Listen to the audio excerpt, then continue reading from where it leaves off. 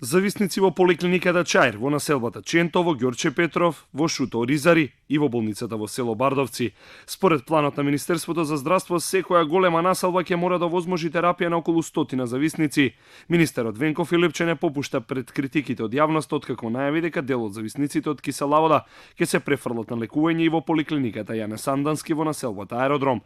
Со овој план, зависниците нема да ја носат со себе терапијата, туку ќе ја примаат во присуство на лекар.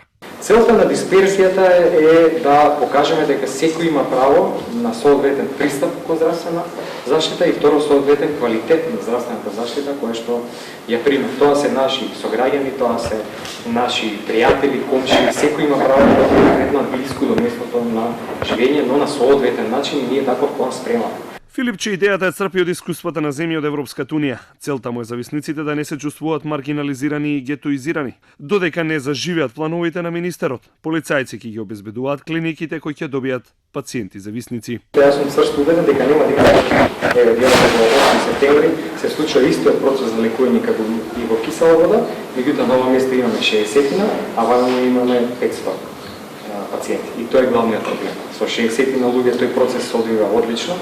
Во центарот во Киселава од околу 500 зависници на секој 3 дена добиваат терапија која скапо се продава на црниот пазар, бидејќи не може да се набави во аптеките.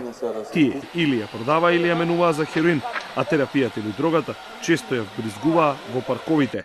Дел од зависниците беа обвинувани дека прават и други кривични дела, иако револтот и протестите на граѓаните најде на критика кај невладините организации во одбрана на овие луѓе, дека тие се обични пациенти на кои им треба здравствена помош.